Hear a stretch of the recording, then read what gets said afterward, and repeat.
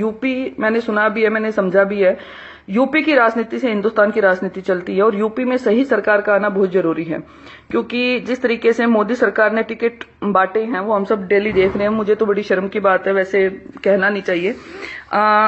मोदी सरकार ने, अभी मैंने थोड़े दिन पहले अमित शाह जी का भाषण सुना। अमित शाह जी ने कहा कि हमें यूपी को समाजवादी के गुंडों से बचाना है। ये जो गुंडई सरकार है समाजवादी की, इससे हमें यूपी को बचाना है। तो मैं वो उस टाइम पे वो भाषण लाइव देख रही थी, मुझे लगा बड़ी अच्छी बात है। लेकिन मैं थोड़ा सा प्रकाश ना अमित शाह जी की पर्सनल लाइफ पे डालना चाहूंगी, क्योंकि लोगों को पता होना चाहिए। अमित शाह जी 2010 में जेल गए थे मर्डर केस में। अमित शाह जी के ऊपर 13 हीनियस क्राइम केसेस चल रहे हैं, 13 से ज्यादा हो सकते हैं, कम नहीं है।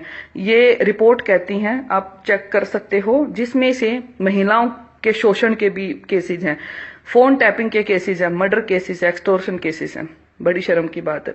सेकंड, इनके जो मेन आदमी हैं बीजेपी के अध्यक्ष यूपी के केशव प्रसाद मौर्य जी, जो बड़े अपने आप को शालीनता के व्यक्ति तो अपने आप को समझते हैं, लेकिन उनके ऊपर भी 11 केसेज है। जो धर्म के नाम पे पंगे करवाना, धर्म के नाम पे राजनीति करना, एक दूसरे को भड़काना, दंगों के आरोपी, मर्डर के केसेस, महिलाओं से बदतमीजी के केसेज उन लोगों के ऊपर चल रहे हैं। तीसरा, संगीत सोम, हम सब भूले नहीं है। मुजफ्फरनगर के जो दंगे थे वो हम सब भूले नहीं है अभी तक। संगीत सोम का क्या वहां पे मेन रोल था, शायद मुझे बताने की जरूरत नहीं है, वो आदमी बीजेपी का प्रत्याशी है। योगी आदित्यनाथ जी, जो अपने आप को बहुत बड़े ये कहते हैं हम गौ रक्षक हैं और हमने ये कर दिया और मैं हिंदुत्व का वो हूं। 3 मर्डर केसेस चल रहे हैं योगी आदित्यनाथ जी के ऊपर। अगर मैं गलत नहीं हूं तो मेरे ऊपर मर्डर केसेस कैसे चल जाएंगे? आप गलत नहीं हो, आपके ऊपर कैसे चल जाएंगे? क्यों बीजेपी सरकार में इतने सारे क्रिमिनल आदमी और जो अपने आप को स्टार प्रचारक बता रहे हैं यूपी का, जो अपने आप को ये कह रहे हैं कि हम स्टार प्रचारक, अगर स्टार प्रचारक ये लोग हैं या ये बीजेपी के प्रत्याशी हैं तो हालात क्या हैं? बड़ी शर्म की बात है। तो अगर ये सिचुएशन देश में राइज हो रही है तो मैं यही कहना चाहूंगी आप लोगों को, आप लोग देखिए किसने क्या किया है। 281 एमपी हैं अभी बीजेपी के कैबिनेट में, जिसमें से 98 ऐसे लोग हैं जो इनकी मिली जुली जो भी सरकार है, 98 ऐसे लोग हैं जिन पे क्रिमिनल केसेस है। 98 तो मोदी जी की जो भी चुनावी जुमले थे या जो भी प्रशांत किशोर की मार्केटिंग थी, जो इनकी एडवर्टाइजमेंट सेल थी, बीजेपी की आईटी सेल थी, जो इन लोगों ने जो बड़े बड़े चुनावी वादे किए थे, उन वादों का क्या हुआ? कौन सा ऐसा करप्ट आदमी जेल में गया, चाहे वो कांग्रेस का था चाहे वो बीजेपी का था, इन्होंने डाला कोई एक्शन लिया? आरटीआई एक्ट का क्या हुआ? और उसके बाद ऐसे लोगों को टिकट बांटना जो खुद मर्डरर हैं, रेपिस्ट हैं, और ऐसे लोगों को ये लोग सामने लाके खड़ा कर रहे हैं, फिर ये देश सुधारने की बात करते हैं, देश बदलने की बात करते हैं, और इन लोगों को ये लगता है कि जनता इतनी मूर्ख है कि देश बदल देंगे ये लोग। उसके बाद अब जो मेन मुद्दा है, मेन मुद्दा हम यहाँ पे एक और डिस्कस करना चाहेंगे कि इन लोगों का जो राजनीति करने का तरीका है वो क्या है। राजनीति करने का तरीका बहुत जरूरी है इन लोगों का बताना।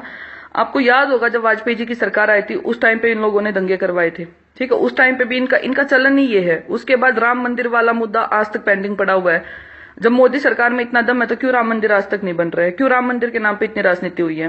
क्यों मुजफ्फरनगर दंगे के आरोपी आज तक जेल में बंद है? क्यों इन लोगों ने दंगे करवाए? अब इन लोगों को पता है कि एक प्रॉपर जाति विशेष के लोग कितने लोग बंद है? क्यों हरियाणा में इन लोगों ने इतना गंदा काम करवाया? जात के नाम पे, धर्म के नाम पे राजनीति करने वाली भाजपा सरकार हिंदुस्तान की पहली सरकार है जिन्होंने हरियाणा में जो मेरे भाई बंधु इतने मारे गए हैं, इन्होंने जो गोलियां चलवा दी खड़े होकर, ऐसा तुगलकी फरमान तो पूरे वर्ल्ड में कहीं पे भी नहीं है, ठीक है? ऐसा तुगलकी फरमान पूरे वर्ल्ड में कहीं पे भी नहीं है जो इन लोगों की सरकार है, ठीक है? और ये मेरे भाई साहब यहाँ पे मुझे बीजेपी विरोधी बता रहे हैं। मैं राजवीर भाई साहब आपको ये बताना चाहूंगी, मेरी हिस्ट्री चेक कर लेना, 20 साल से बीजेपी वाले हैं हम, मेरा पूरा खानदान बीजेपी को वोट देता था, ठीक है? ये बीजेपी विरोधी नहीं है, ठीक? ये वे इंसान बोल रहे हैं जिन्होंने ये चीज अपनी आंखों के आगे हमने लोगों को मरते हुए देखा है। और एक as a civilise citizen of India मेरा ये अधिकार है, मैं लोगों को बताऊंगी, जागरूक भी करूंगी कि सरकार ने क्या किया है। आप मोदी के अंधभक्त हो, आप कह सकते हो ये चीज, ठीक है? आपको नमो नमो करने की आदत है, हमें नहीं है, हमें जरूरत नहीं है ऐसी सरकार की। एनीवे, ये तो ऐसे चलता रहेगा। दूसरी बात, हरियाणा में जो इन लोगों ने किया, जो 2100 आदमी अभी जेल में बंद है, जिनको छोड़ने का ये लोग कोई नाम नहीं ले रहे हैं, ठीक है? अभी मुरथल ये कह रहे थे चिल्ला चिल्ला के, मुरथल में रेप हुआ, मुरथल में रेप हुआ। कहाँ हुआ रेप? बता दो एक बार। जो इनकी बिकाऊ मीडिया है, जो सारे दिन बैठ के दिखाते रहते थे मुरथल में रेप हुआ, हमें एविडेंस मिले। ये पहला ऐसा हिंदुस्तान का ऐसा पहला रेप है जहां पे ना तो लड़की है जिसका रेप हुआ, ना कोई एविडेंस मिला, ना कोई गवाह है। उसके बाद भी ये लोग चिल्ला चिल्ला के मोदी के अंधभक्त कहते हैं मुरथल में रेप हुआ। बड़ी शर्म की बात है। ऐसी घटिया राजनीति धर्म के नाम पे, लोगों के नाम पे, समाज को बांटने का अधिकार ये करते हैं। ठीक है। उसके बाद मेन मुद्दा किसानों के लिए किसान विरोधी सरकार पहली भाजपा सरकार है। मोदी सरकार के गवर्नमेंट में आने से पहले ये लोग कहते थे हम स्वामीनाथन रिपोर्ट को लागू करेंगे। स्वामीनाथन रिपोर्ट का मतलब आप लोगों को पता था, किसान की फसल का 50% जो उन्होंने लगाया उसका मूल्य ये लोग उनको देंगे। इन्होंने लागू तो करना दूर की बात है, उसको निरस्त कर दिया। कहां है स्वामीनाथन रिपोर्ट? क्या वो इंप्लीमेंट हुई? नहीं हुई इंप्लीमेंट। इन लोगों ने देश को सिर्फ बांटने का काम किया है। कभी जाटों को तो बना ही दिया इन लोगों ने, दूरी बना दिया कि इनको आगे कर दो, हमारे नाम पे इतने हमारे भाई बंधु आज अंदर बंद है, इतने हमारे भाइयों को मरवा दिया। और वहां पे अपने पेड़ लोग खड़े करके इन लोगों ने दंगे करवा दिए। और आज ये लोग ये बात कर रहे हैं। अभी इनके बीजेपी के एक मुझे नाम तो याद नहीं, अभी यूपी से बयान आया, मुजफ्फरनगर से, नहीं पूरे जाट हमारे साथ है। मैं आज एक बात कहना चाहूंगी, जिसका मरा है उसको पता है, जो दुखी है उनको पता है। वो जवाब तो इलेक्शन में इनको मिल जाएगा, लेकिन मेरा फिर भी आह्वान आप सब लोगों से, ऐसी सरकार का बिल्कुल साथ नहीं देना। आप किसी को भी वोट दो, कांग्रेस को दो, सपा को दो, मायावती को दो, किसी को भी दो, XYZ से अपनी इंडिपेंडेंट पार्टियां बना लो, किसी को भी दो। लेकिन मैं पर्सनल रिक्वेस्ट है, यूपी में ऐसी सरकार को वोट मत देना, वरना जो हाल आज हमारा हो रखा है वो हाल आप सबका होने वाला है, बहुत जल्दी होगा। क्योंकि स्वामीनाथन रिपोर्ट इन लोगों को लागू नहीं करना, ये दिखाता है कि किसान विरोधी सरकार है। ठीक है। सबसे मेन मुद्दा अब कॉर्पोरेट और प्राइवेटाइजेशन के बारे में मैं थोड़ा सा इन लोगों को बताना चाहूंगी। मोदी के पीएम बनने से पहले इनकी जो भी मार्केटिंग है, फंडिंग है, वो बड़े बड़े कॉर्पोरेटर आज तक करते आए हैं। रिलायंस ने किया है। आप एक चीज बताइए, अगर ऐसा कुछ नहीं था तो इंडियन रेलवे को जो डीजल सप्लाई होता था वो इंडियन ऑयल ग्रुप करता था, IOCL करता था। वो ठेका रिलायंस को क्यों मिल गया और आज से पहले रिलायंस को क्यों नहीं मिला? जियो की लॉन्चिंग होना, मोदी का जियो का प्रमोशन करना, BSNL और MTNL को बंद कर देना, धीरे धीरे BSNL MTNL खत्म होते जा रहे हैं, जियो इंडिया में आता जा रहा है। यही हालात चलते रहे तो आम आदमी इन कॉर्पोरेटर्स का गुलाम हो जाएगा। इन लोगों की स्ट्रेटजी ये है कि धीरे धीरे, जैसे ईस्ट इंडिया कंपनी होती थी, हम लोग रिलायंस वालों के एक दिन हम रिलायंस वालों की गुलामी करने लग जाएंगे अगर मोदी सरकार सत्ता में रह गई तो। हम किसानों की जमीन ये लोग धीरे धीरे, इनको ये लग रहा है कि कॉर्पोरेटर को दे देंगे, धीरे धीरे कॉर्पोरेटाइजेशन हो जाएगा, प्राइवेटाइजेशन हो जाएगा। बड़े शर्म की बात है। और जिसको पता है उसको समझ आ रही है सारी चीजें। क्यों हर टेंडर रिलायंस को मिल रहा है? क्यों सरकारी टेंडर रिलायंस को मिलते जा रहे हैं? डेमोक्रेसी है, डेमोक्रेटिक कंट्री है ये। डेमोक्रेटिक कंट्री में ये सब चीजें नहीं चलती है। आज ये कुछ मुद्दे थे जो मेरे ख्याल से मुझे डिस्कस करने बहुत जरूरी थे। अगर मैं डिस्कस नहीं करती तो बहुत ज्यादा दिक्कत हो जाती। और जो सबसे मेन मुद्दा है, उसके बाद अभी आप लोगों ने जो लेटेस्ट रिपोर्ट देखी भी होगी, इंडिया बीफ का सबसे बड़ा इंपोर्टर बन गया है। जो बीजेपी के अंधभक्त हैं, गौ माता के नाम पे RSS वाले चिल्लाते रहते हैं, नहीं हम तो गोरक्षक है जी, हम तो गोरक्षक है जी, गोरक्षक हैं जी हम तो। अभी की बात बता दूं, मैं 10 दिन पहले यहाँ दिल्ली में मेरे भतीजे का फोन आया मुझे, तो यहाँ खजावला के पास एक गाय का एक्सीडेंट हो गया था रोड के ऊपर। मेरे पास एविडेंस है इन चीजों के, गाय का एक्सीडेंट हो गया था। मैंने बीजेपी वालों को फोन किया, जो इनके जो ये रक्षा दल जो समूह चला रहे हैं। मैं नाम भी बता सकती हूँ मैंने किन किन लोगों को फोन किया। मैंने दिल्ली पुलिस को कॉल किया, 29 कॉल मेरी तरफ से गए हैं, 29 कॉल। मेरे पास रिकॉर्डिंग है दिल्ली पुलिस की। ये जवाब दे थी, हमने ठेका नहीं उठा रखा, अगर रोड पे पशु मरा पड़ता है तो हम क्यों उठाए जाके। सेंटर में बीजेपी है, बीजेपी वाले गोरक्षा वाले कह रहे हैं। RSS के लोगों को मैंने फोन किया, गो जो दल है उन लोगों को मैंने फोन किया, गौशाला में मैंने फोन किया, जो सेंटर चला रहे उनको मैंने फोन किया, जो NGO चला रहे मैंने उनको फोन किया, मैंने पुलिस वालों को फोन किया। पिछले 2.5 घंटे तक रोड पे कोई नहीं पहुंचा था। क्यों इतना दिखावा है फिर? इतना दिखावा थोड़ी होता है। एक बीफ का नंबर 1 एक्सपोर्ट बन गया इंडिया। आपको पता है? आप RTI लगा लो और चेक कर लो। वैसे तो आप लोगों को जवाब नहीं देंगे, साले RTI वाले भी ऐसे ही हैं, लेकिन आप चेक कर लेना। मैं कह रही हूं, मोदी को डोनेशन देने वाला, बीजेपी को डोनेशन वाला सबसे बड़ी बीफ डोनेशन कंपनियां आज के दिन। तो इन लोगों को आम आदमी की नब्ज पता चल गई है कि धर्म के नाम पे, रिलीजन के नाम पे, जातियों के नाम पे किस तरीके से लोगों को बांटा जाता है और किस तरीके से वोट बैंक बढ़ाया जाता है। ठीक है, किस तरीके से वोट बैंक बढ़ाया जाता है। ये भाई साहब मेरे को कह रहे हैं, राजवीर रोहिला जी अभी कह रहे हैं आप राजनीति में आ जाइए। भाई साहब आपका काम है राजनीति करना, हमारा नहीं, हम तो आम आदमी है, ऐसे ही रहेंगे। ठीक है, और मुझे राजनीति में आना होगा, आपकी सलाह की जरूरत नहीं है, जिस दिन आना होगा आ जाएंगे।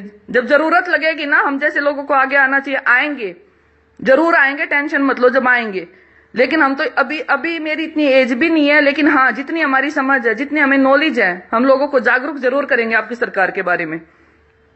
ठीक है, और बड़ी शर्म आती है कि इतने वेल एजुकेटेड होके आप लोगों को सच दिखाई नहीं देता है। मैं किसी पार्टी का फेवर नहीं करती यहाँ पे, लेकिन मैं उन लोगों के बारे में जरूर बताना चाहूंगी जो महिलाओं के फोन टैप करते हैं, औरतों का शोषण करते हैं, और उसके बाद उन लोगों को वो टिकट के प्रत्याशी बनाते हैं और एक लिस्ट में आता है कि ये स्टार प्रचारक है यूपी में बीजेपी के।